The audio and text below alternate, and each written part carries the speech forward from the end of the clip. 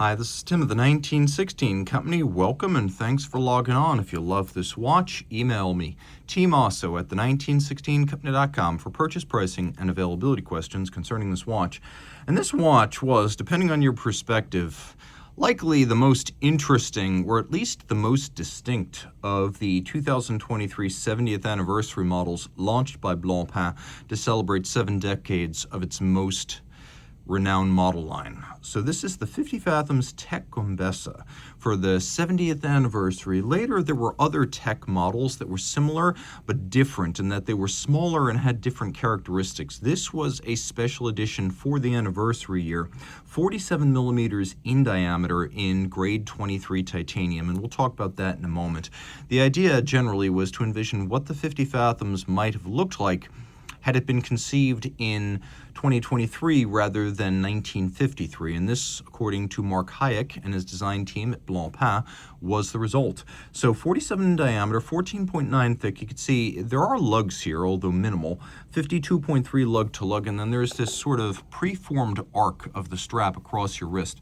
We'll throw it on my wrist, which is 16 centimeters in circumference, and try to get a sense of how it fits. And the short answer is well, but large.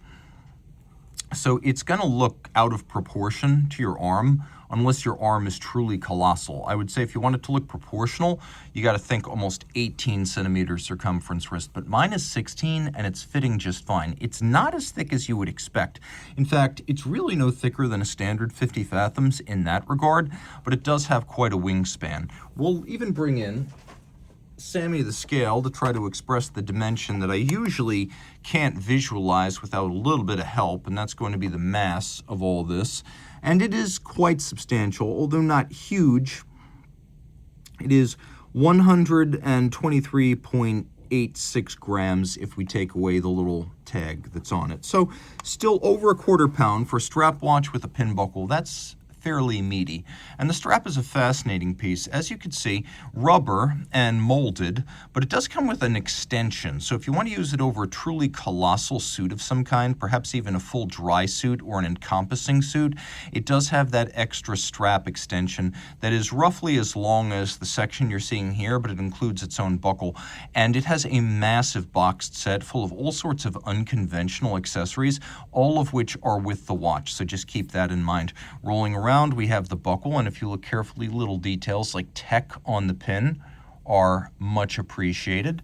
Otherwise, a simple grade 23 titanium buckle.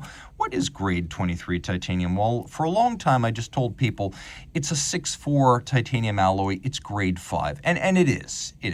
But it also has some qualities that make it a little bit more biocompatible. Not that 6.4 and 3.2 aren't, just that this is a little bit better.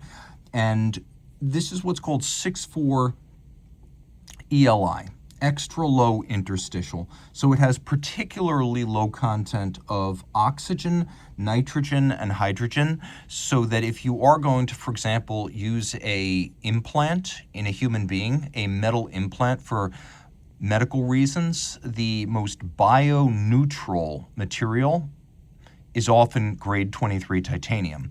So that type of 6.4 or grade 5 is what will be used for medical metal implants so that they don't react with the chemistry of the body. So that's what grade 23 titanium is. So it's harder than grade 2.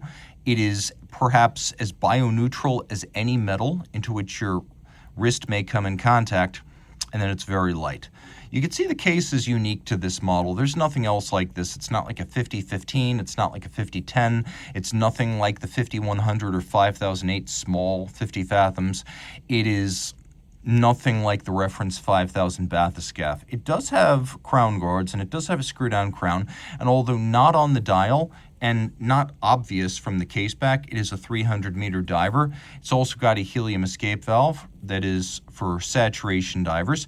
So if you are that person and you're going to be using exotic gas mixtures in a super long dive lasting hours or days or even weeks, that one big decompression, you want to rely on this helium escape valve to release helium from the inside of the watch. So just as these gases can outgas from your bloodstream as you decompress, they need to leave the inside of the watch without blowing out the crystal and the seals, and so this helium valve will allow that.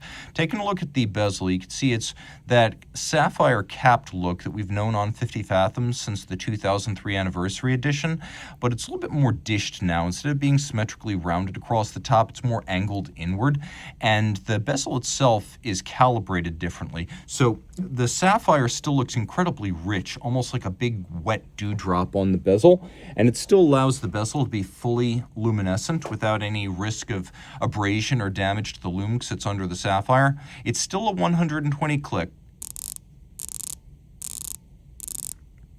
But here's the premise now.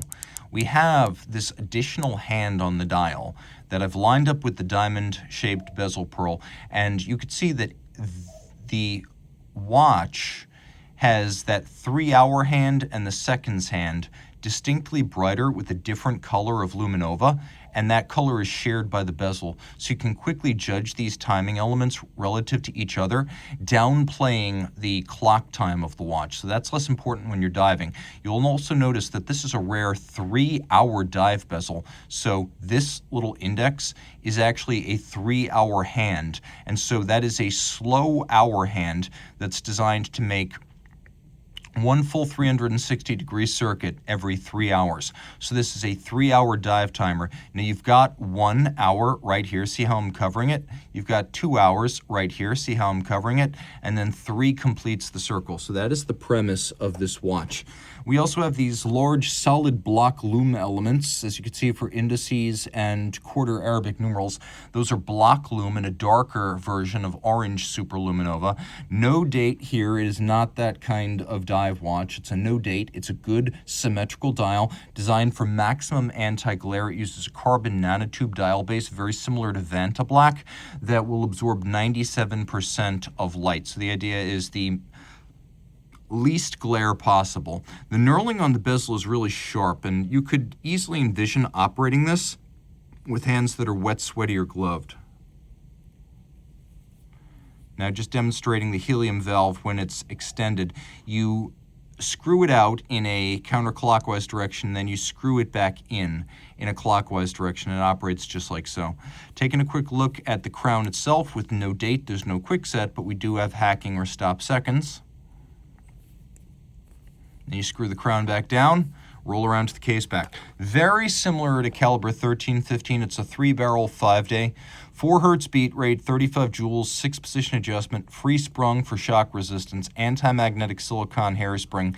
And because this is the Tech Gombessa, you could see it references Gombessa Expeditions, which turned 10 years old the year this watch came out, and it's principally an initiative to study hammerhead sharks, but Gombessa is also a local term for the West Indian Ocean coelacanth. So that is outlined on top of the term Gombessa and the reference to Gombessa Expeditions. So that is what's going on right there. If you're wondering what that little fish is, it's the coelacanth, which is described as a living fossil, something from another era of terrestrial and marine biology that has somehow survived into the modern era.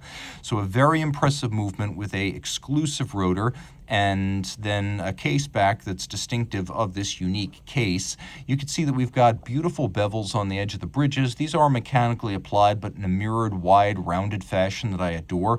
We also have this lovely snailing across the bridges, which I think looks great. And the movement's over 30 millimeters, which means it's a good match for the display case back of a big watch. Screw heads are polished. You can see there's beveling within the screw and jewel sinks, which I appreciate greatly. And then engine turning on the base plate with solarization on some of these side wheels, including the ratchet wheel.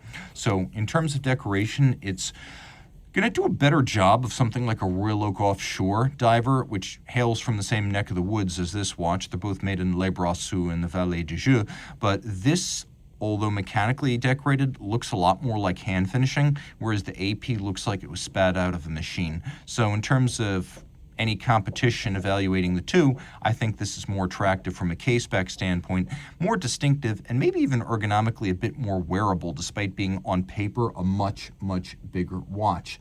So I love this watch. I love the look. I love the fit. It's a little bit of a party watch, a weekend watch, a tool watch, maybe not an everyday watch, unless you're the type to daily a Rolex Deep Sea or an IWC Big Pilot.